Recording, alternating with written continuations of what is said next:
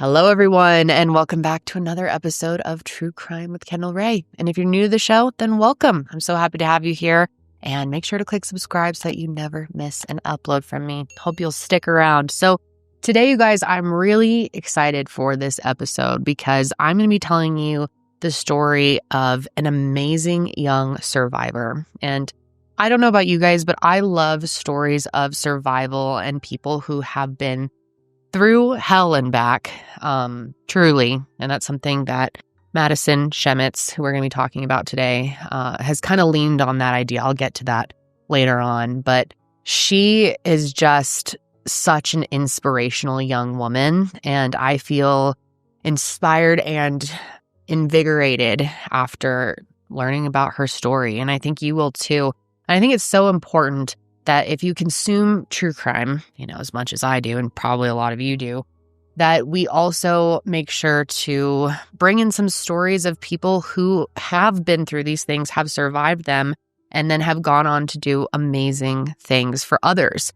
I just think kind of getting that balance in life is really important. I think you guys will truly be in awe the way that I have been when you hear what Madison actually went through, what she overcame, and what she's doing as a result of what happened. This episode is also really special because I finally get to tell you about a very exciting project that I have been working on with my foundation, Higher Hope, and also in collaboration with the Gabby Petito Foundation and the Petito family, who are amazing people. I'll tell you more about it in a sec, but first I need to thank today's amazing sponsor, PDS Debt, and it's sponsors like PDS Debt that make projects like this possible. So I'm very grateful for their support. With the holiday season approaching, this time of year can be particularly overwhelming when it comes to finances. And I know back when my husband and I were in college and we were experiencing some debt, this time of year really just brought on a lot of stress. Between travel and the expectation of gifts, it can be incredibly overwhelming, especially if you've accumulated some debt. And we always say how we truly wish PDS Debt was available back then when we needed it. We did use a similar program, not quite as good as PDS Debt, and I just wish we would have had the best of the best, but luckily you do. Whether you're struggling with credit cards, personal loans, or medical bills, PDS Debt has custom options to help you get out of debt. And I think where PDS Debt really stands out amongst the rest is they go beyond the numbers to understand your unique financial situation, and then they craft a personalized plan designed just for you. Their customized options are amazing for anyone struggling with debt because they understand becoming debt-free isn't a one-size-fits-all situation. Don't wait for debt to make its next move. You're 30 seconds away from being debt-free. Get your free debt assessment and find the best option for you now at pdsdebt.com/kr. That's pdsdebt.com/kr. pdsdebt.com/kr. Big thanks again to PDS Debt and, of course, to all of you as well.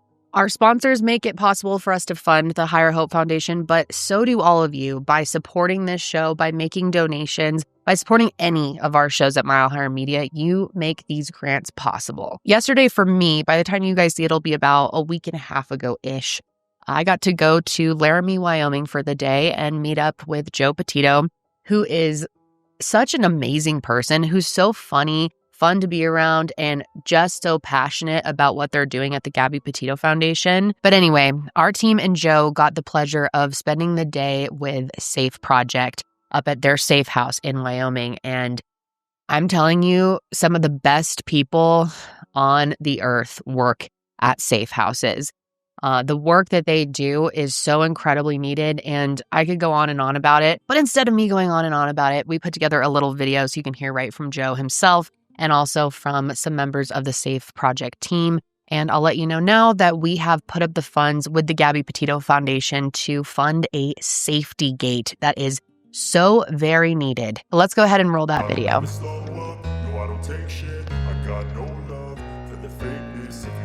So what is the mission of Safe Project? Yeah, here at Safe Project, our mission is to empower and advocate for survivors of domestic violence, sexual assault, and stalking while promoting sustainable practices that support long-term healing. Along with that, we focus on education and awareness efforts to focus on prevention and improve community response and outcomes. Can you tell us more about the services that Safe Project offers? Yeah, so all the services Safe Project offers are free and confidential. We have a 24-hour hotline, an emergency shelter. We do court accompaniment, hospital accompaniment, as well as like police reporting accompaniment. We have financial aid for survivors, and we can help fill out protection orders as well.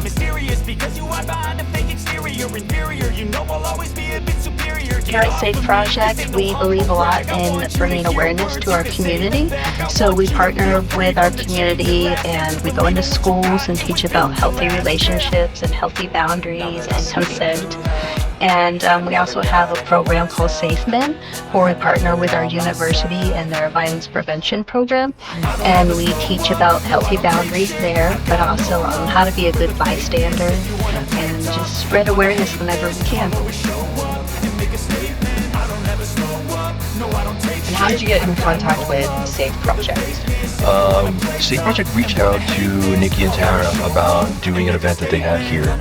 And then Tara and Nikki came. They absolutely fell in love with the people that worked here because when you met them, they're really amazing. Yes. And Nikki and Tara noticed that they didn't have a security fence around their property.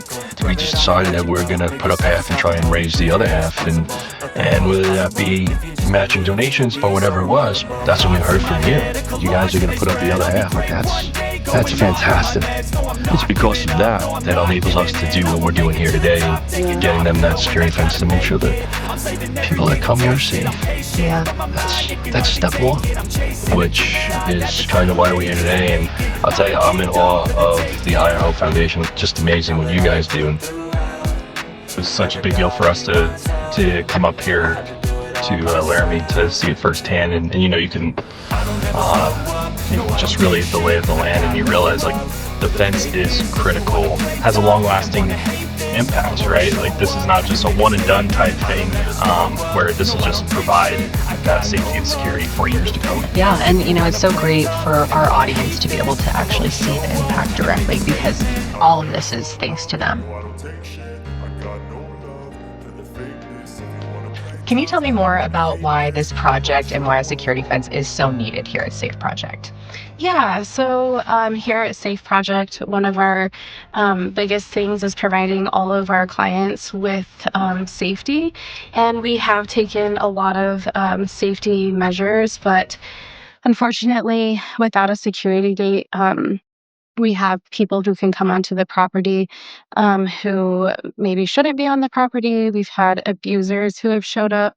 And I think it's really important for the healing journey of survivors that they feel 100% safe when they're here to see us confidentially. But it's also really important to keep all of the staff here safe. This job is already intense, and just having that little bit of extra security, I think, will help us, our clients, and the community feel safer. Yeah. I'm just so glad to hear that, and thank you so much for everything you do. You guys are amazing. Thank you guys for all of the support to get this gate, because it's not something we could have done without the support of the Higher Hope Foundation and without the Gabby Petito Foundation. Of course. We feel privileged to be able to help.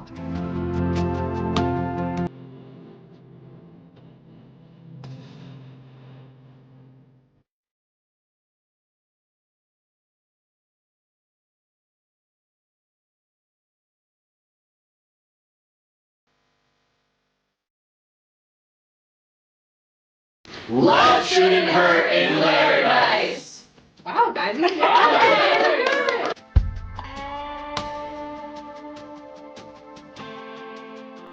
Again, I just wanted to say thank you to you all who have supported us over the years.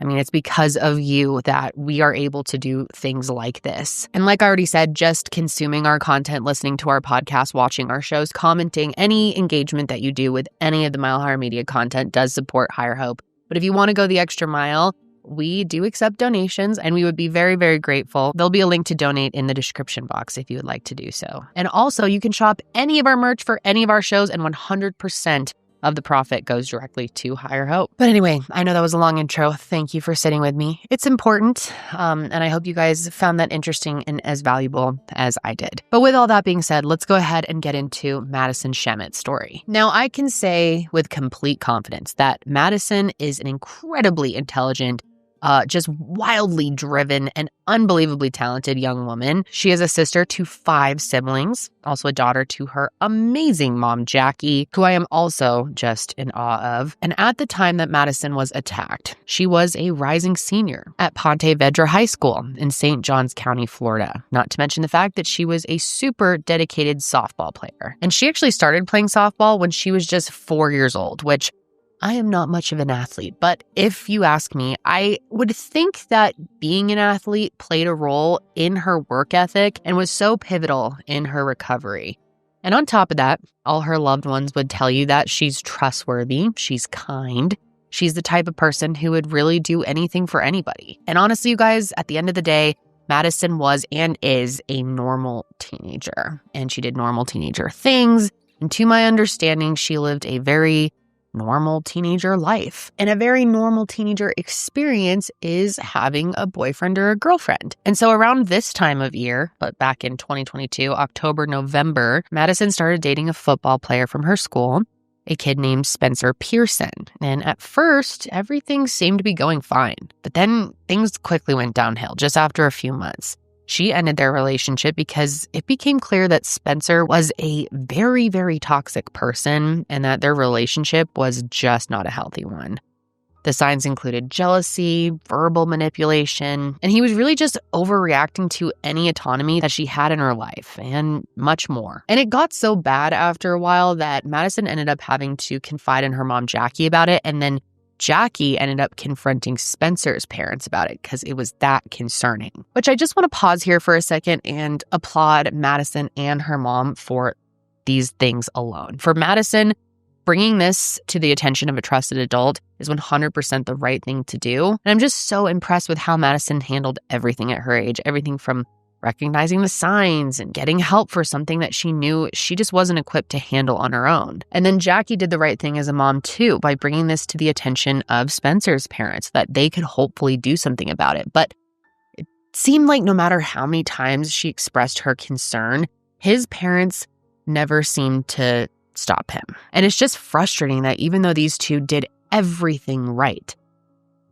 something horrible still happened. But anyway, back to the timeline here. So in March of 2023, Jackie even went and got coffee with Spencer's mom to talk face to face. And she specifically chose a coffee shop away from their houses because she was afraid of Spencer finding out and retaliating, which I think we can all agree says a lot about Spencer and tells you everything you need to know about why Jackie was so freaked out. If she was that worried about just meeting up with his mom for coffee, him retaliating from that. Yeah. And ultimately, Madison describes her not even 6-month-long relationship with Spencer as having made her feel suffocated, trapped, manipulated, and controlled. And sadly, Spencer's terrifying behavior only escalated after they broke up. Not even 24 hours into ending things, he started stalking her. And listen to this. On April 4th, 2023, Madison had just finished a softball game, and after hanging out in the parking lot with some of her friends, she got in her car and started to drive away. But that's when she noticed that Spencer was there, and that immediately terrified her because he had no reason to be there. Clearly, he was waiting for her, and she was so uncomfortable with the thought of being alone in a parking lot with him, especially late at night, and she ended up doing what she thought would be best in that moment, which was roll down the window and ask Spencer if she could call him when she got home, which I think in the moment was her way of sort of easing the tension from their breakup, making him think everything's okay just for the safety of that moment. But as soon as she drove off, she realized that everything was not okay. And that's because she realized that Spencer was following her. As soon as he didn't turn down his street, she knew what was going on and became very afraid of what he might do. So she pulled into a different parking lot and straight up just texted him, saying that he was scaring her. But that did not stop him. So she's freaked out. She ends up calling one of her friends to ask if she had any advice, figure out what she should do. And they make a plan for Madison to just go to this friend's house because it sounds like her parents were home and that she'd be pulling up somewhere where there are other people. And I'm not sure if Madison called him or texted him, but I know that somehow she told Spencer that she had to drop something school-related off at this friend's house. So basically, there was no need for him to keep trailing her. Yet, once again, the stalking continued. In fact, he started demanding that she drive straight home because he said he knew that going to this friend's house wasn't part of her plan for that night. But she ends up going to this friend's house anyway, and he still followed her. Apparently, he just kind of pulled off to a nearby gas station and basically waited her out, knew that she had to go home at some point, and he was going to be ready to start following her whenever she did. Thankfully, though, he did end up just driving off. At some point, he gave up. But I think this example just goes to show how quickly this whole situation escalated. And later on, he tried to make some excuses for why he was following her. Everything from, I wanted to make sure she got home safely, to I just happened to be driving that way. Just a bunch of bullshit. And this incident and just everything going on with Spencer in general made Madison feel like she had to be looking over her shoulder every time she left the house, that she had to be so cautious that he may be following her or watching her at any time. And it wasn't just the physical stalking that made her so afraid. He would also leave notes on her car. He would create these new social media accounts just to comment threatening things on her posts after she blocked him. And one time he even accelerated his car towards her, almost like he was planning to hit her or at least scare her. And it got so bad that by the end of May, they started taking steps to get a restraining order against him. But no matter how bad things got, and no matter how many times Jackie confronted their family about it, nothing was ever truly done to stop him. There was one time that we know of, at least, where they did something. It was in mid-April. They ended up getting Spencer to speak with a virtual counselor through a service called Here Tomorrow. However, his mental health declined shortly after that, which resulted in a 5-day hospitalization. Yet despite his well-documented mental decline, it sounds like he was just free to go about life as normal. And because of that, Madison nearly lost her life. The day that it happened was June 3rd, 2023. It was a totally normal day for Madison. It was a Saturday. Actually, one of her friends from softball had spent the night before, and the two of them woke up early that day because they wanted to go to the beach. Sounds like a great plan, right? But then they got to the beach, and it was pretty cold and windy, so they ended up leaving after a few hours. And they met their moms and brothers at Madison's local community pool. And then after spending a little bit of time there, they decided they wanted to go ahead and grab some lunch and watch the Women's College Softball World Series. So they went home to change out of their bathing suits, and then by 2:53 p.m., they were blasting the song California Girls on their way to Mr. Chubby's Wings. And then on the way there, Madison says they decided to text their moms to ask if they wanted to join. And this was kind of funny, but Jackie responded to the text and said, "You just want me to pay for your food." And while that was partially true, Madison also says there was something in her, a feeling that she just knew she needed her mom to be there that day. And it literally gives me chills thinking about how accurate that was. So anyway, both girls and their moms all eventually got to Mr. Chubby's Wings, and Madison says she distinctly remembers looking around when they got there to make sure Spencer wasn't around. That's how aware she was of him. I mean, for 2 months at this point, she had been looking over her shoulder, and this restaurant happened to be a place that she had run into him before, but she was relieved to see that he wasn't there. That is until 3:47 p.m. when Spencer entered Mr. Chubby's with a very specific intention. Like the sick predator that he is, he waited to make his whereabouts known to them. But then at 4:15 p.m., he walked directly by their table, so they had no choice but to see that he was there. You can literally see on the surveillance video as Madison turns her head in shock that he was at the restaurant, and instantly she was filled with that same panic and fear that she had been experiencing for weeks now. So they started talking through what they should do, and the group ultimately decided it was unsafe for Madison to be there. And that's when they alerted the restaurant staff to the situation, including the fact that this person was a threat to her safety. And after quickly paying their check, all 4 of them walked out. And seconds later, Madison's life changed forever in a way she never could have truly expected. Just as she reached her car in the parking lot, she heard her mom scream in a way that could only mean one thing. Madison turned around to see that Spencer was running towards her faster than she had ever seen him run. And before she had a chance to get away, he grabbed her and proceeded to stab her 17 times. During the attack, she begged for him to stop, but her screams just got quieter and quieter until she wasn't able to scream any longer. And in the midst of it, her spinal cord was severed, which left her unable to move or fight back. And as scary as it is to say, the truth is Madison would have died that day if it weren't for the bravery of two people. First of all, Jackie, as fast as she could, ran over there and was on top of Spencer, trying to pry him off of her. And just like Madison, she was also stabbed. He struck her in her forehead, her arm, her leg, her hand. Her hand was really, really severe. But even then, nothing was going to stop her from doing everything she could to protect her daughter. And then in another act of bravery that can only truly be described as fate, a 22-year-old man named Kennedy Armstrong had just exited his truck on his way to Mr. Chubby's with a friend when he heard their screams. And without thinking twice about it, he sprinted as hard as he could, tackled Spencer to the ground, and he was able to free both Madison and Jackie from his wrath. And the friend he was with can also be seen sprinting toward the attack in an effort to help. And during his efforts to save them, Kennedy also suffered stab wounds to his arm and his hand, but finally the attack was over. And during this, several witnesses proceeded to call 911 just as Spencer had turned the knife on his own neck, attempting, unsuccessfully, to take his life.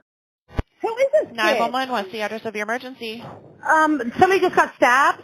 What's the address of the emergency, ma'am? Oh my God, it's at Chubby's Wings on A1A. Chubby's? And you said somebody Yes. got stabbed? Somebody just got stabbed right in front of Chubby's. Oh my God, there's more people injured. Okay, ma'am, don't hang up.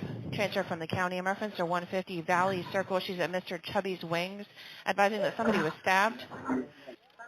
Okay, how many victims do we have? There's 2 victims. And one kid. One is the suspect, ma'am? Yeah, no, 3. There's 3 victims. 3 there's victims 2 total? victims, and I'm sorry, there's 2 victims and one the guy who was stabbing. So, but there's 3 patients. This nice family came out and had their to-goes, and then all we heard was screaming. So they're outside, they're not in the restaurant? No, they're outside. Okay. And then the guy who was completely, drugs, not that I know of, and the guy saw this happen, and he came, and his hand is completely torn apart. So we have a 4th victim? So a passerby tried to intervene and help? Yes. And he got assaulted as well? Yes, he got his hand completely.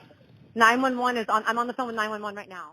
Now, you would think, you would hope that in a moment like this, your brain would sort of block everything out, that it would go into some sort of self-preservation mode to keep you from remembering this type of trauma that you just experienced.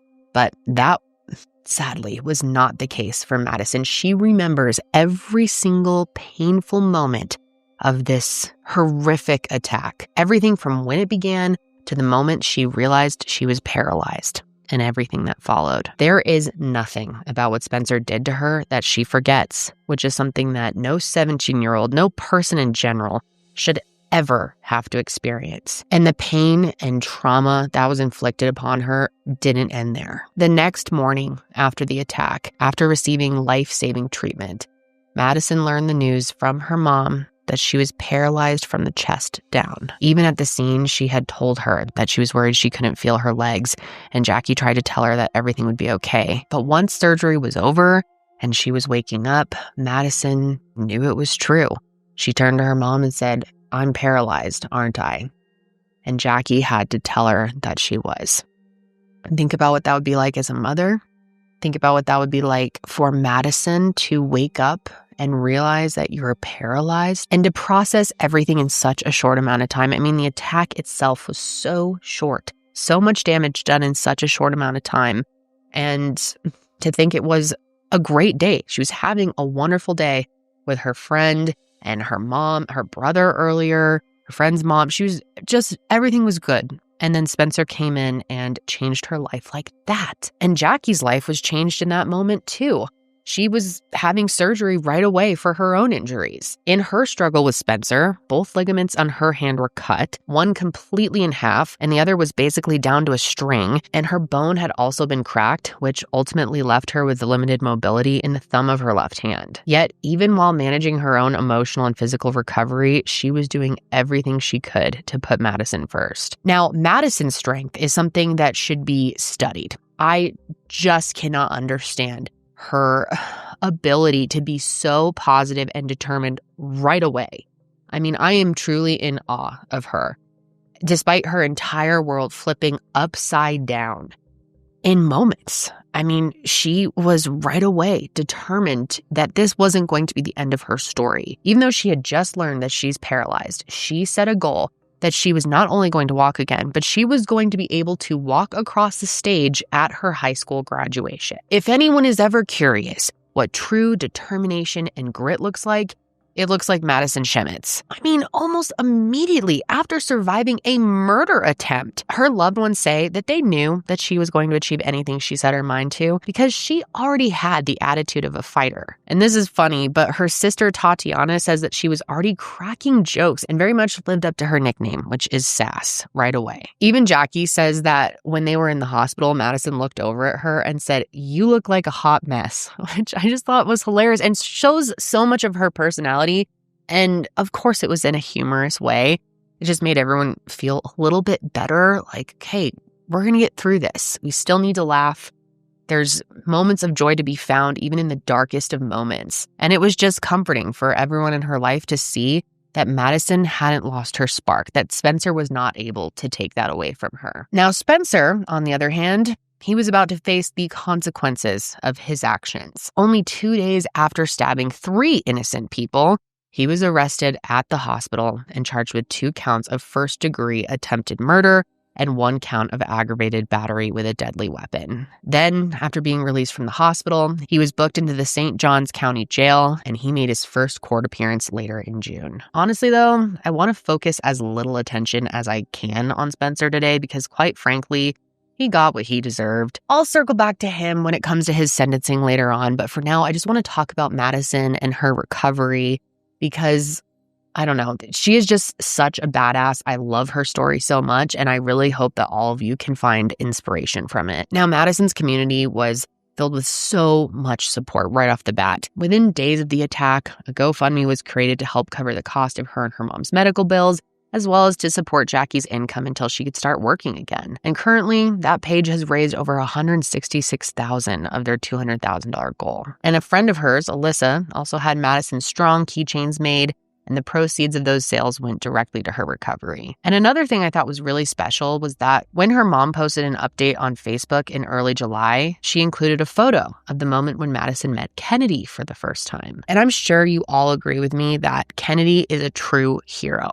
He's only 22 years old when this happened. He doesn't know Madison. He doesn't know Jackie, but he springs into action. It doesn't matter. He does whatever he can, risked his life to save them. And Jackie is also a hero. I mean, without either of them stepping in, I would almost certainly be telling you about this case in a very different way. And I don't even want to think about that. And what's so cool about this story and about Kennedy is that he has become like family to them. He stood by Madison then, and he's continued to do so every step of the way in her road to recovery and to justice. And when I said before that she wasted no time on this journey, I meant that. As soon as she was discharged from the hospital, she began her physical and occupational therapy journey at Brooks Rehabilitation Center, and she put her absolute everything into it. She was a champion when it came to her PT and OT, even when, especially in those early days, it was hard to imagine walking again given the severity of her injuries. But there was one moment in particular in the early days that gave her hope. On June 20th, she took the Asia Impairment Exam, which measures the severity of a spinal cord injury. And hours after being discouraged, she was asked one last time to try and move her left foot.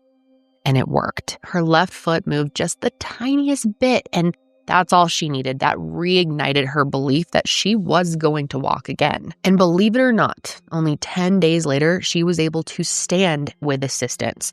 And of course, her progress wasn't always linear, but it was definitely going in the right direction, and she knew exactly where she was going. And then in early July, and this is really cool, Madison asked the sheriff's office if she could hold a press conference. And I'm going to play a clip from a podcast that she was on with Sheriff Hardwick and Lieutenant Harrigan, because I'd love for you guys to hear her explain why she did this. About a month after this incident happened, Madison's mom reached out to the sheriff and said that Madison wanted to call a press conference at Brooks, at your Brooks Hospital, the rehabilitation facility in Jacksonville. And she wanted to address the community. So our first thought was, so this 17-year-old at the time wants to call a press conference. That's usually what we do. So we were a little confused about that. And I'm like, oh, I got to meet this kid. So we set that up. We organized some stuff. I found out very quickly that she was in Brooks under a false name or a different name, right? What was the name? Can you say the name? X-Ray. X-Ray? X-Ray. Oh, that's like a code name. Mm-hmm. That's like an Avengers name. My mom was Yankee. So it's like Delta Force stuff. Yeah. That's pretty cool. So X-Ray Yankee. I went up there and met her, and we brought all the media in, and you addressed the community. And I think we've talked about this before, but tell us why. Like, why did you want to, literally 1 month in, want to address the community? I think it was honestly probably more so out of fear. I think my mom kind of talked it into my head, like to avoid news and media and all of the outside world. Once I got home, I wanted to kind of just be able to go home and have already said my part, and then just go home and be able to keep on healing. That's awesome. What's the phrase I taught you? What is that called when you control the narrative? Control the narrative. And I wish I could play the entire podcast episode for you guys in my episode. Obviously, that wouldn't make much sense. Definitely go check it out. I'll have it linked below. It is so worth watching, and it's so uplifting and funny and inspiring. And the relationship that Madison now has with these guys is just so cool, so special, so unique. And I was just so moved by it. I mean, the love and respect that they have for her is so cool to see.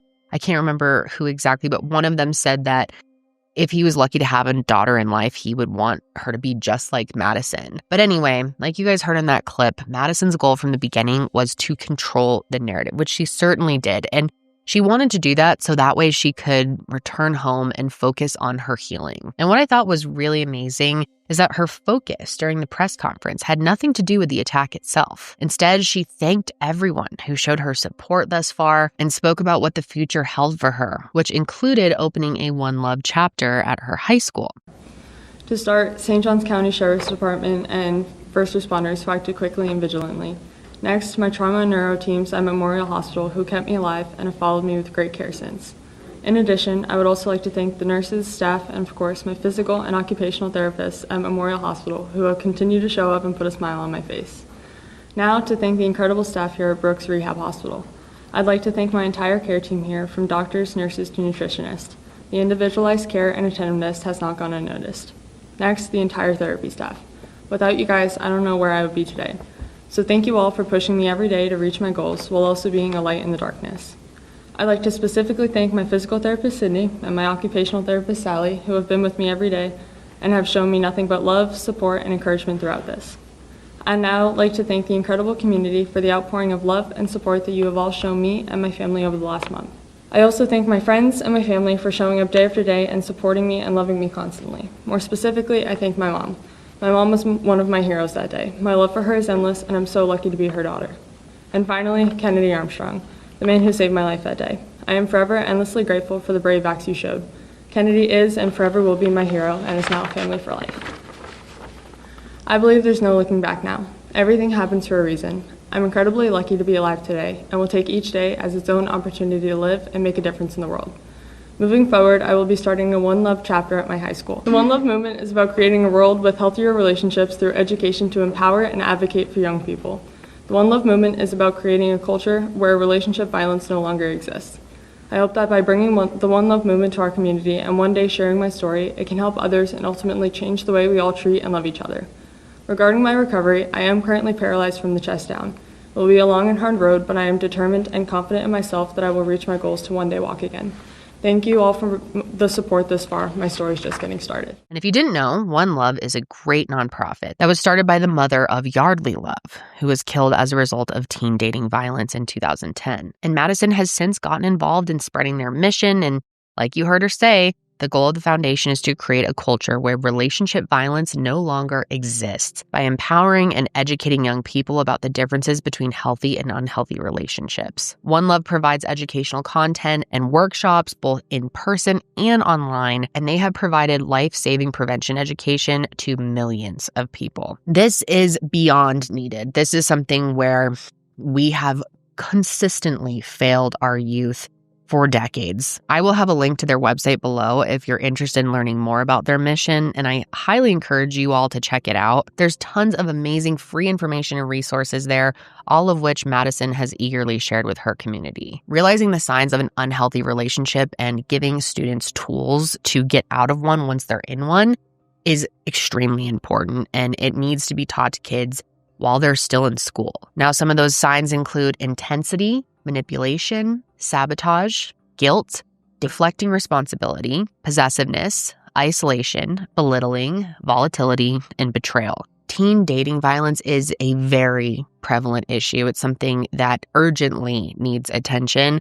I went to a conference recently where I attended a seminar specifically on teen dating violence and teen dating violence online, and I was just blown away. And education is really the most important tool when it comes to how we can all help keep our kids safe. According to a 2021 CDC Youth Risk Behavior Survey, about 1 in 12 teens experience physical dating violence, and 1 in 10 experience sexual dating violence. And of course, you have to keep in mind that's only based on who has actually reported it. And as we know, so much goes unreported. So those numbers are likely much higher. And it's just so impressive to me that not even 1 month after almost being killed, Madison immediately jumped into ways that she could help others. She's already brought so much awareness to her community, and I'm just so confident that she's going to continue to do that in the future and probably for the rest of her life.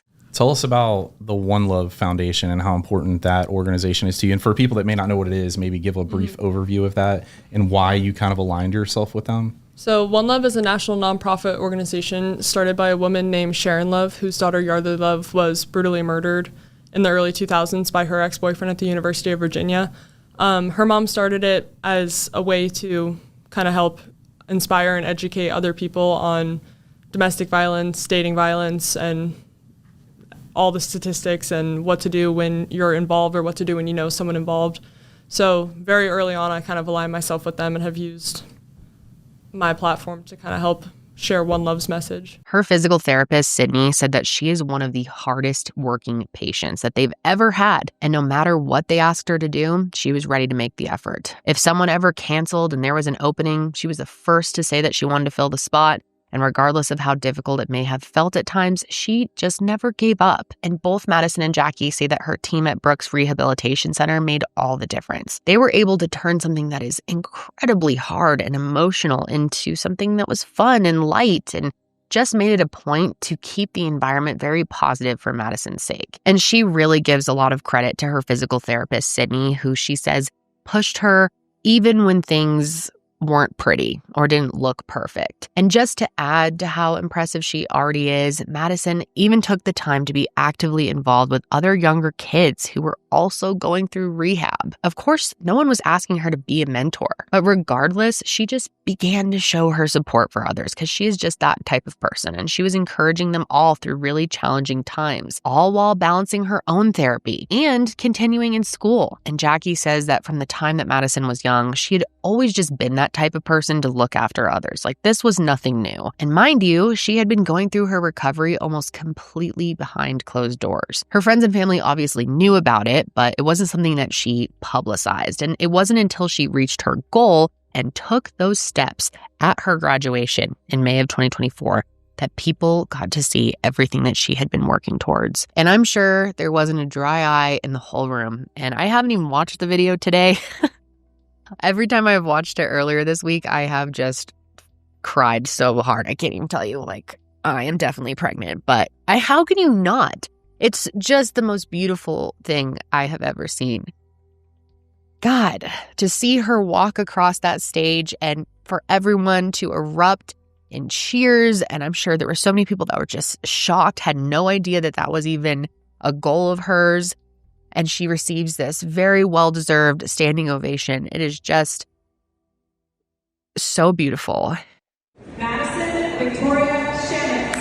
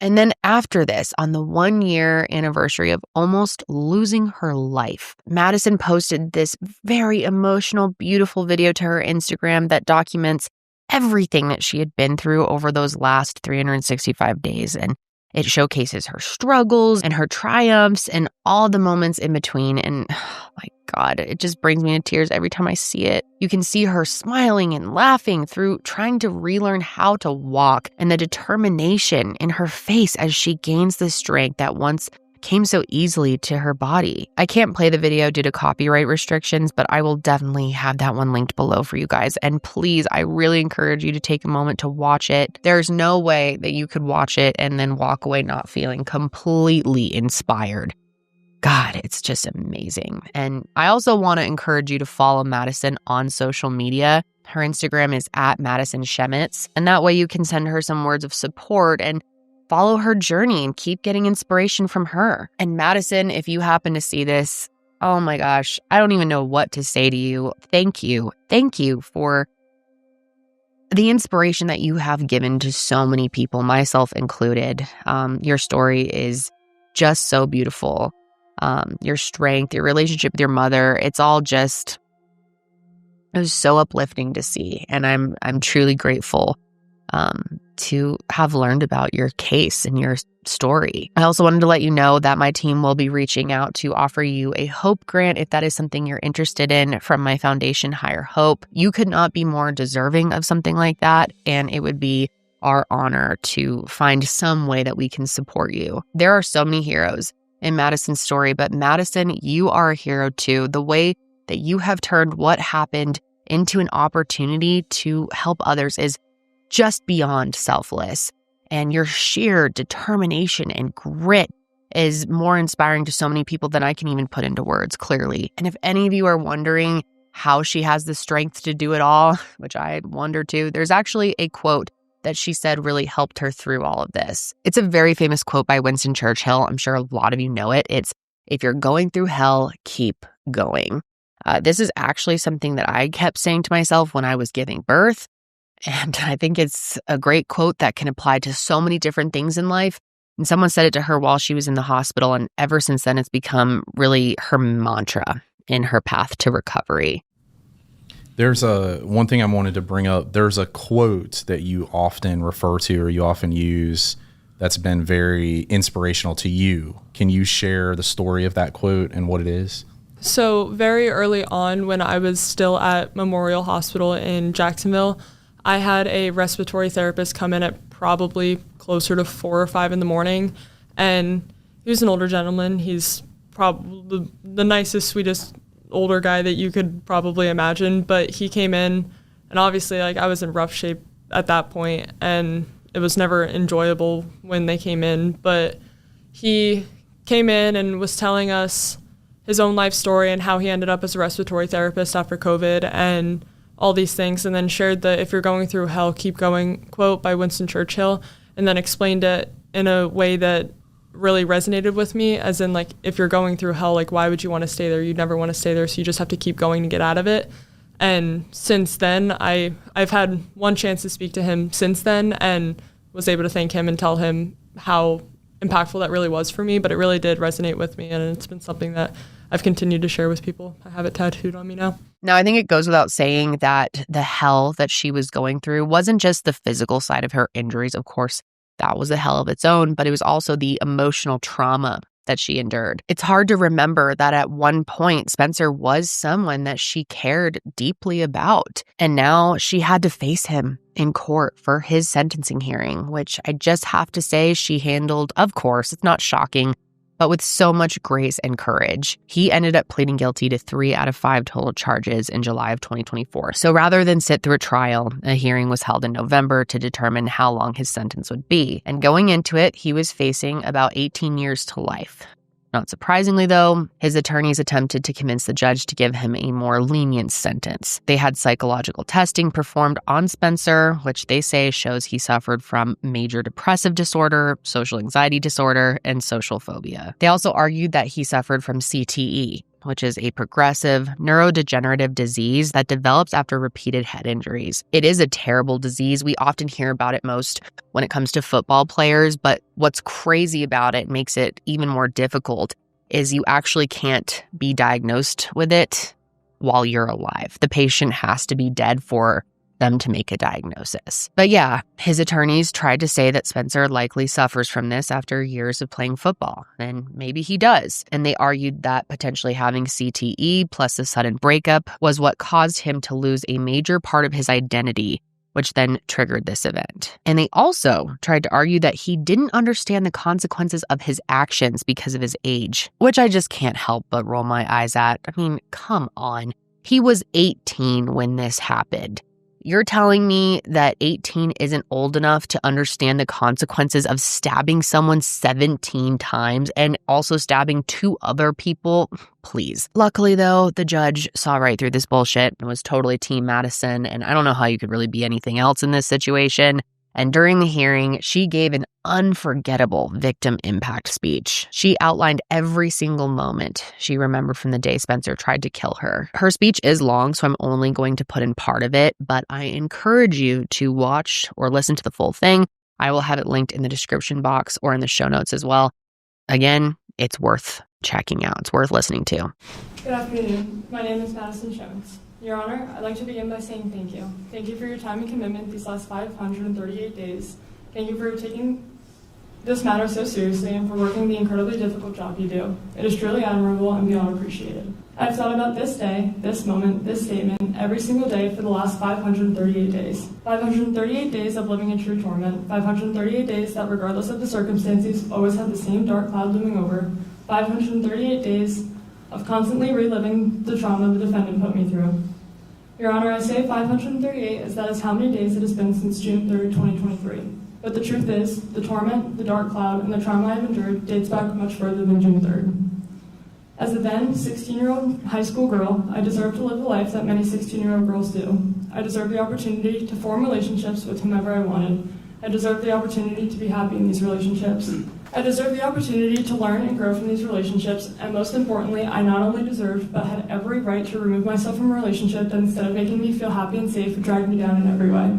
Those 2 months following the breakup were torture. Those 2 months I was put in a position by the defendant where I felt scared, worried, and constantly threatened, but I was never prepared for or the fears to come alive. June 3rd, 2023 was without a doubt the absolute worst, most traumatic day of my life, and I remember every single second of it. As a 17-year-old teenage girl, on a Saturday in the summer, my day started as any other day would have for me.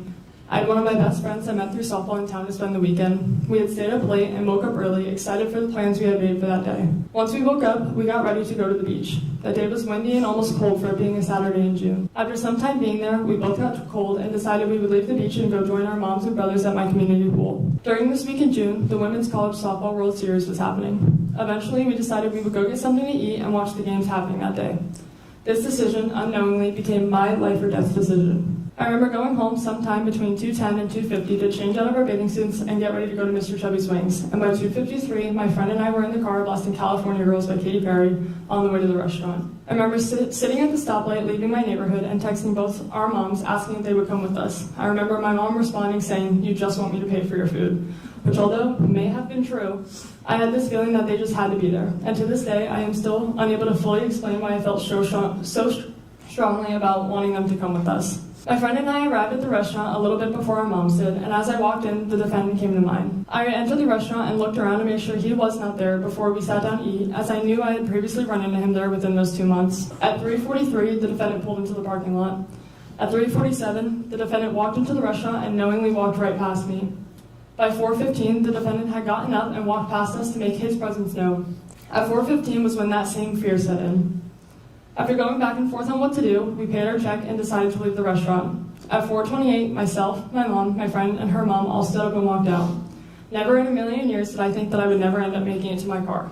I remember finally reaching my car and hearing my mother scream. Knowing my mother, I could hear her fear. This was when, at 4:30 p.m. on June 3rd, 2023, I turned around and saw the defendant running towards me faster than I had ever seen him run before. Not knowing what was coming next, I turned and attempted to go in the opposite direction. This was when the defendant had grabbed me. I hit the ground and began feeling the attack. I remember being on my hands and knees, begging for the defendant to get off me, with my screams slowly becoming more and more silent. I remember staring at the ground, my thoughts being muffled by my mother's constant scream. The scream that had first alarmed me did not stop throughout the entirety of the attack, and frankly, I can still hear it to this day. I remember hoping for the pain to stop and feeling my mom pulling him off of me. I remember finally being let go and falling to the ground because at that point, my body had been paralyzed. Little did I know that me being let go in that moment meant my mom was now being made another victim of the attack. Your Honor, a 17-year-old girl should not know the feeling of getting stabbed. I remember feeling an impact against my mother, the defendant, and I, which was the moment Kennedy Armstrong had ultimately saved our lives. I remember finally opening my eyes but still being unable to see. I remember asking my mom to get off with me because she was now actively bleeding onto my face and into my eyes. I remember finally realizing I had been stabbed and that I could no longer feel my legs.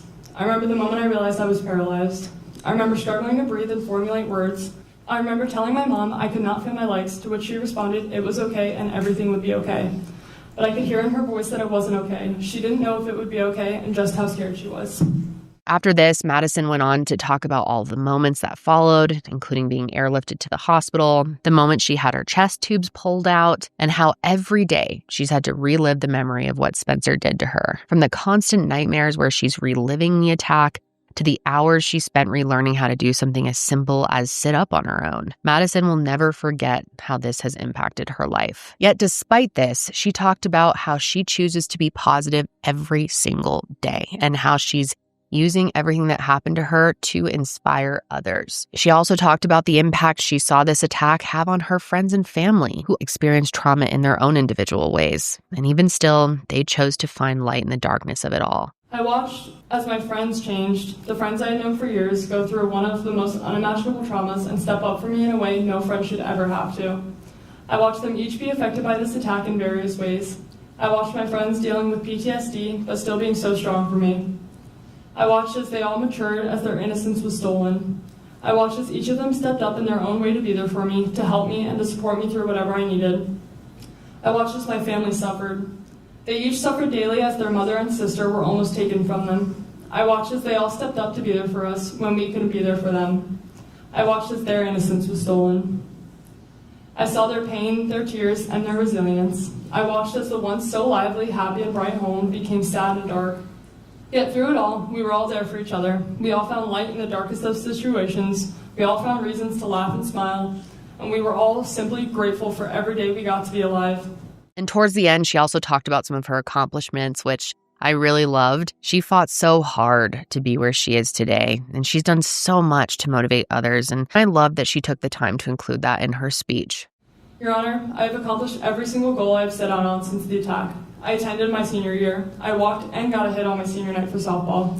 I walked unassisted at my high school graduation. I am a full-time college student, and I even walked into this very courtroom, and I'm currently reading a victim impact statement in front of not only the whole world, but my attempted killer and his family, just as I said I would when the attack first happened. I've spoken and shared my story of survival and resilience on many different platforms, such as in front of the media, Ponte Vedra High School, the Betty Griffin Center, St. Johns County Fire Rescue and Sheriff's Office events, Brooks Rehabilitation, Memorial Hospital, a police conference in Washington State, and so on. I started a wave of One Love chapters throughout our community, including at the University of North Florida, and I promise I will continue to use my story and my platform to inspire, motivate, and help others in every way I can. Your Honor, I mention all of my accomplishments as I am proud of them. I'm proud of the human I am, the impact I've made, and how I've handled myself these last 538 days.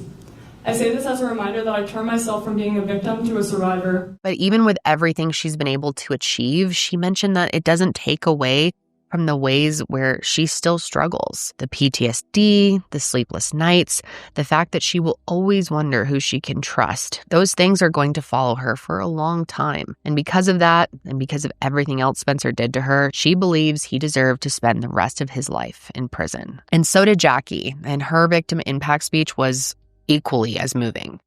My name is Jacqueline Roger, and I'm the extremely proud mother of Madison Schemitz.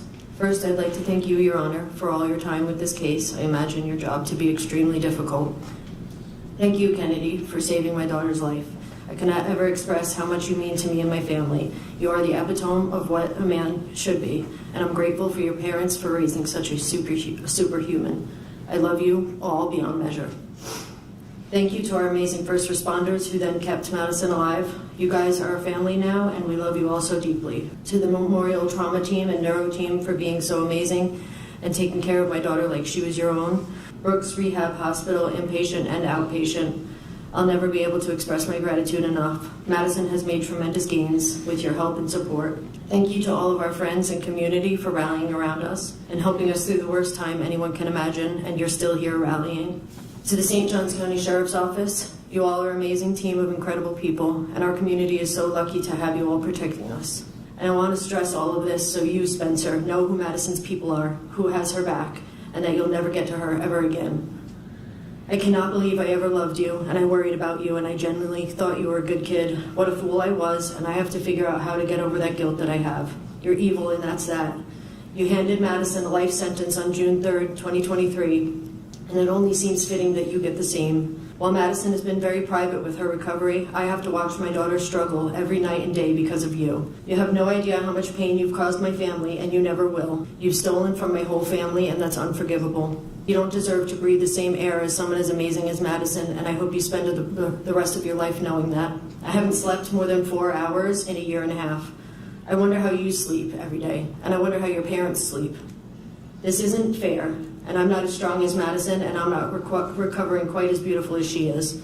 I shouldn't be in fear every day, every minute for my kids' lives. You did this. You don't deserve to ever be free to instill more fear on me or my children. I live in constant fear of dying and leaving Madison to worry about a day you're free and I'm not there to save her. That is not fair. None of this is. I spent her entire senior year sitting in my car in the senior lot just in case, because of you. You're a monster. I pray for my family's peace, and I pray for you and your family to have the lives you deserve. Thank you, Your Honor. And then I also wanted you guys to hear a little bit from Kennedy as well. Out of respect to the court, Madison, and Miss Jackie, I'm not going to say everything I feel. This guy could not handle a breakup and proceeded to plan the murder of Madison.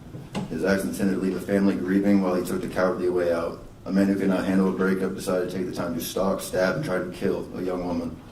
Doing so impacted many lives, families, friends, and those in our community. Laying the trauma on one unit Shands on the night of June 3rd, 2023 left me with many thoughts. First being, are those women alive? Second being, why did this happen? Third, will my hand ever work again? Laying in the trauma unit that night, all I was praying for was the help of Madison and Miss Jackie. You planned this, you knew what you were doing, and thanks to God, you failed. You failed at your planned murder attempts, you failed at your own. You will remain a failure until you see God and he sends you to the devil. Madison and Miss Jackie's road to recovery has been something I wouldn't wish upon anybody except you. To close things out, you thought you were going to kill people that day, but instead you blew on an amber that sparked a fire inside of Madison, and that fire will continue. God bless the court. I know the proper sentencing will unfold. In total, there were 69 pages of victim impact letters written by 46 people, each of which spoke to the kind of person Madison is and how Spencer's actions have forever changed her life. And his dad actually took the stand as well, and he only spoke for a few minutes, but he spent the majority of that time apologizing to Madison, Jackie, and Kennedy for what his son did to them. And he asked the judge for some mercy. Spencer deserves a chance to have a life. Spencer needs help. I know that without a doubt. He's got a lot of issues, a lot of mental problems. I'm worried about his head injuries. Spencer was never violent. He was a good kid. I don't know what happened. I believe Spencer can be rehabilitated, and I believe he needs that chance. And even Spencer himself addressed the judge. And I'm not going to play it because I don't think he deserves any airtime. But basically, he apologized for his actions and said that he understands why they all hate him so much. He also said that he knows he needs help and that he's needed it for a long time. And in the end, the judge ruled that he'll never spend a day out of prison ever again. He got life without parole. That's right. Life without parole is the sentence that he walked away with. And I personally believe that that was the right decision. Following his sentence, another press conference was held and Madison was given the opportunity to speak. And she once again expressed her very sincere gratitude to every single person who helped her along this journey. And I love that she ended this speech with a very positive message about what the future holds for her. As we move forward from here, we are focused on healing and rebuilding. This chapter, though challenging, is now behind us. And while it will take time, we are committed to moving forward with hope and strength. For me, the journey is far from over. There are still many steps to take, many challenges ahead, and many lessons to learn. But with the support of those who have stood by me, I am confident that I will continue to grow stronger each day. What's next is about finding peace, embracing the future, and using the strength I've gained to help others who may face similar struggles. I know that healing is a process, and while it won't happen overnight, I am determined to keep moving forward with gratitude for all the people who have supported me with a renewed sense of purpose. Thank you to everyone who has helped me get this far. I look forward to what comes next, knowing that together we are stronger. My story truly is just beginning. What's really special is after this, Madison had the privilege of awarding both her mom and Kennedy with a Carnegie Medal for bravery. This medal is offered by the Carnegie Hero Fund Commission and is given to people in the United States and Canada who risk their lives to save or attempt to save others. It's considered the highest civilian honor for heroism in North America, and I can't think of two more deserving people. And the fact that Madison got to be the one to present them with these medals is really, really special. And then, of course, we can't forget about all of the first responders who worked seamlessly to save her life, and everyone at the hospital, of course, and Brooks Rehabilitation Center, who only ever encouraged Madison to reach her goals. Not to mention her community, who showed her endless support and continues to show her that daily support. And it's just really nice to talk about a case where, despite something truly horrific happening, there seems to be this glimmer of hope. And we've talked a lot about how Madison and her mom took all the right steps, but technically, not everyone took the right steps, which is why Madison and her mom filed a lawsuit against Spencer's parents, as well as against Mr. Chubby's wings. In this lawsuit, it's alleged that Spencer's parents were notified of his dangerous behavior multiple times, yet they still allowed him to be in possession of the knife that was used in the attack. And you guys, the knife had been a gift from his parents. It literally had his name carved on it, so they knew it was something he was in possession of during a time where he was mentally unfit. Now, as for Chubby's, the lawsuit alleges that employees were notified of the impending danger of Spencer being at their restaurant while Madison was around, and they did not act on their duty to take necessary precautions to keep her safe from, quote, reasonably foreseeable criminal attacks. Unfortunately, I wasn't able to find much more information about the outcome of the lawsuit, but an update I do know of is that as of December 2024, Spencer's attorney said that they are planning to appeal his sentence, which is, of course, not a shock, right? Hopefully that's not something that goes very far. I highly doubt it will be. If for some reason there is an update there that you need to know about, I'll be sure to pin a comment if there's any major change. And as for what the future holds for Madison, all I know is that no matter what she chooses to do with her life, she is going to find success. She's in college right now, and in that podcast I mentioned earlier, she said that getting a degree is really important to her, but she didn't know exactly what she wanted to major in. I'm not sure what she ended up choosing, but she did say in the podcast that she sees herself working at the St. Johns County Sheriff's Office. I got a question for you. Where do you see, you're a strong person, where do you see Madison in 5 years? 5 years, graduated from college, Yep. working for you. I was hoping you were going to say, because I was actually ready to say, we can just stop this right now. You'll be working for Rob Hardwick. Probably that 5 years is a long goal. Yeah. 2. 2. Yeah. Okay. You need to speed college up. I know your grades are stellar. I'm definitely going to keep a lookout for the amazing work that Madison continues to do in her life, because I know that she will. And to all of you who have watched this whole episode, I just want to say thank you. Teen dating violence is an issue that needs to be talked about as much as we possibly can. It's a massive issue. And I think it's so important to tell stories like this also because sometimes teens are able to learn about these things best from their own peers. So the fact that Madison brought it to her high school and is continuing to work with One Love after graduating is going to make a big impact. I hope Madison's story has inspired you all as much as it has inspired me. I know that everyone has their own challenges at the end of the day, their own battles, and, we all face them in our own unique ways. But I hope this is a nice reminder to all of you. It was a nice reminder to me that you just have to keep going, and anything is possible when you set your mind to it and you never give up. I'm gonna cry again. Madison, you are amazing. Wow. But that is going to be it for me today, you guys. Thank you so much for joining me for this one, and I'll be back next week. And until then, stay safe out there.